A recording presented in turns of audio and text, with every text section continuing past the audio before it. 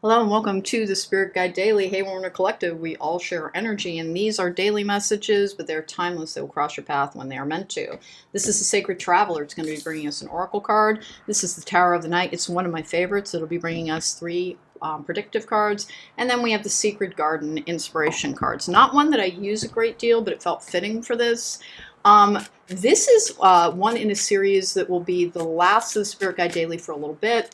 Why? Because a lot of people who are attracted to me as a reader, that means drawn to me as a reader, suffer from compulsivity problems and doing things in patterns, trying to seek safety. So my guides and your guides are trying to make sure that we break through that by taking away anything that we do every day and then kind of making us function without it for a little while. And that's what happened with the pick cards. The pick cards get to come back and the Spirit Guide Daily goes away for just a little bit. Before I get started, please don't forget to subscribe, because it helps my channel. If you like the reading, please don't forget to hit that thumbs up button. And if you want to book me for a private reading, there is a link to my website in the description box down below.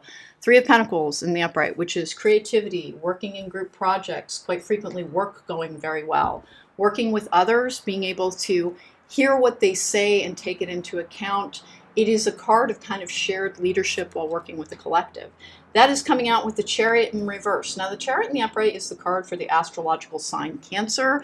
In reverse like that, it can be a blocked journey or a journey coming to an end, or because it is being pulled in two different directions, because in almost every depiction, there are animals of two different colors pulling in two slightly different directions.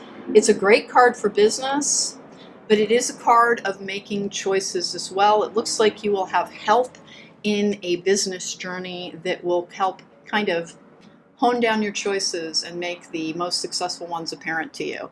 It's like you've learned how to have your own guidance, believe in your own power, but you can still take the advice of people who mean you nothing but well. And that comes out with the Hermit in reverse, which is emerging from a period of solitude and moving forward, having healed, having learned lessons. It's the slightly older and wiser energy. Remember, the Hermit represents the Virgos.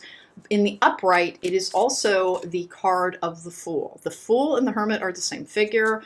The Hermit is the Fool after having learned difficult lessons, withdrawing into self to examine them, to find out who that person is now. And this is very much what's been going on.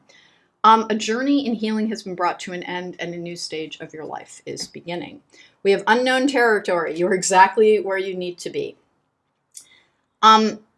It looks to me like through this process you have learned to be able to kind of rely on your own guidance a great deal more. That you're not as like, please, what's going to happen? What's going to happen? Like holding it up like a shield.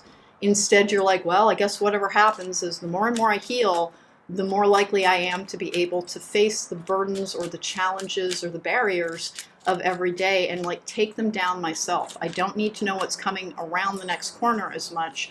I just need to know who I am so that I can meet all challenges. Let's get a Secret Garden card as well. 1, 2, and 3. I'm tempted to take another one on the Sacred Traveler. We'll check. Dare. Take a risk and fly. It looks to me like more, courage was the next one. Dare and courage. Well, you have been made mighty in a journey, and if this doesn't describe you yet, don't worry, you'll get there. You'll get there. Just keep going. Keep telling yourself, I can heal, I will heal, I am healing. And eventually you wake up one day and you're like, guess what? I feel like I'm healed. There's just so much around the idea that surrendering to the journey, release control. So what I've been talking about with like not having these daily ones for a little while, I do think they will be back probably in mid-September or the beginning of October. But we're taking a nice healthy break from them so that we can't, here's the thing, we can't establish our feeling of safety and security by routines. Routines are a form of rigidity that actually block our outcomes. And so that is why I couldn't get a pick card uploaded for a good 6 months. But at least I get to go back to doing them now. I will not be doing love readings, by the way, because I do help people recover from codependency, and it's not actually good for people who are codependent to try and get love readings too often, because it feeds into a part of them that focuses just that little bit too much on relationships. So they won't be love exclusive relationships. It might slip in there here and now, but I'm not going to be doing what does my crush think of me type of readings or anything like that going forward, because it's best for our collective. Dare and courage, release control. Allow everything that the universe is trying to bring to you to be brought to you. It may be challenging at times, but there's a reason it took a long time to heal. It's because you had a lot to do, and you have a lot of things coming towards you that are simply brand new. You'll be working with others more frequently and relying on a sense of community more frequently in your work. I have almost nothing on your personal life here. Release control. Release the need to know. Please ask yourself, from all of the love readings that you may have watched, from all of the what happened with this connection or twin flame and separation, how much of it actually ever brought something to you and instead gave you something to focus on that took up a lot of your energy. And so that is one of the reasons to be in unknown territory and releasing control. You can still get readings. It's a good idea for them to be personal readings. General readings are for a general energy, and they can't target an individual as much as a personal reading can. So like, this is just my personal advice, and it's nothing against any of, there's wonderful readers on YouTube. Just if you have been struggling with overcoming childhood trauma and resulting toxic relationships in adulthood, please take this under advisement. Love readings may not be your friend. They may hold you in an old energy. And it's not going to be true for everybody, but you're going to know. You're going to know if it triggered something that was compulsive. You're being asked to trust your journey and to trust your intuition and get your readings on an individual basis so they can be targeted to you and not kind of as I kind of almost want to say like a safety blanket.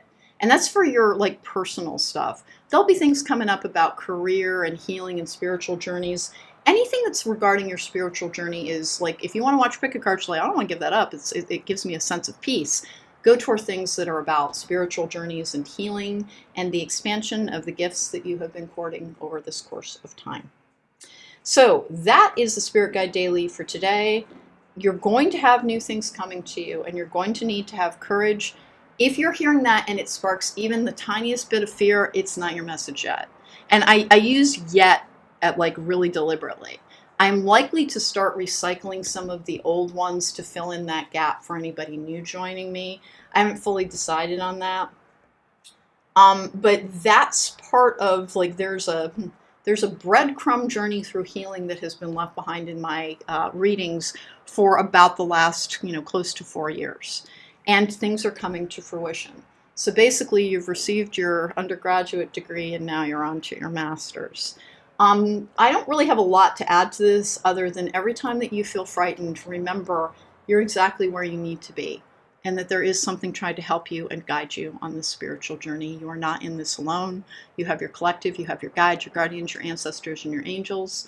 And if you ever need particular guidance, get a personal reading from a reader that you trust. If that reader happens to be me, you can book me for a private reading through the website, link in the description box down below. It's the only way to book me. Take care. Be well.